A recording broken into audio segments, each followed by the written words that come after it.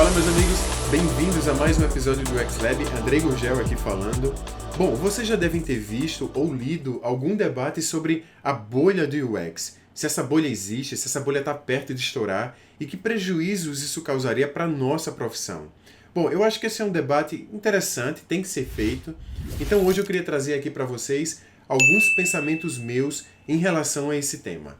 Bom, bolha vocês sabem, né? Eu acho que é um termo herdado do mercado financeiro que se refere àquela hipervalorização artificial de alguma coisa. E essa hipervalorização artificial, em alguma hora, cede, porque as pessoas caem na real que aquilo não era bem aquilo e ocorre um colapso no mercado.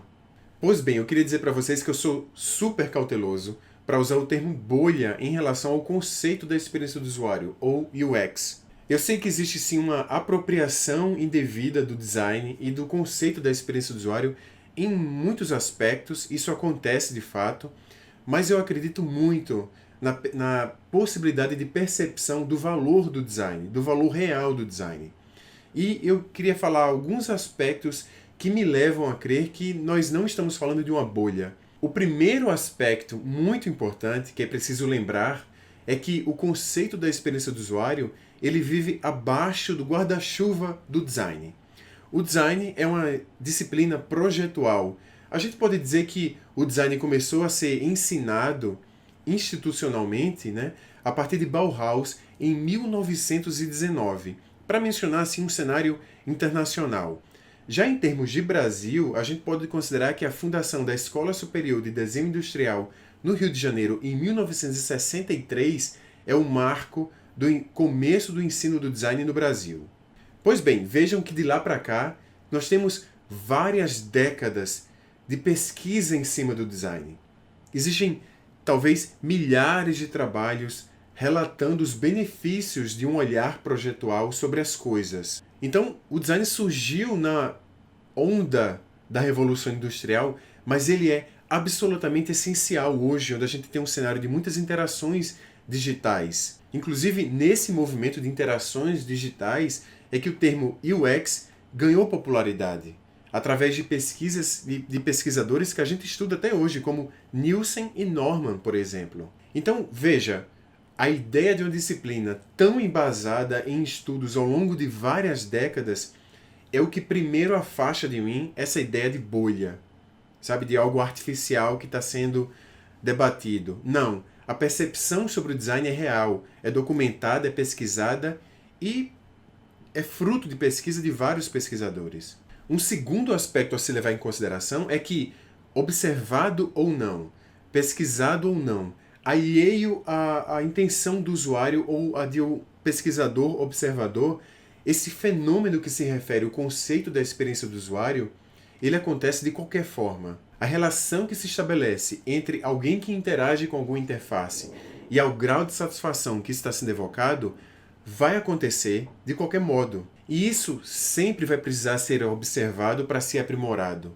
E isso sempre vai caber também ao design. O design é um dos caminhos que levam a essa melhoria, né, dessa relação de interação.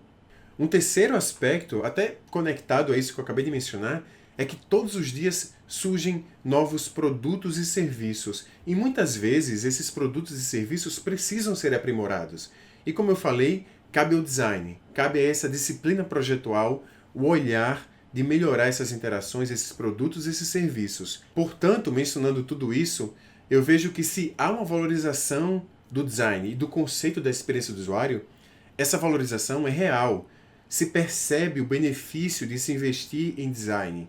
Se percebe o benefício de olhar um projeto a partir das perspectivas do design. Esse olhar projetual sobre as coisas produz produtos e serviços melhores, mais adequados a determinados contextos. Então, se o design ele é mais valorizado hoje em dia, essa é uma valorização justa.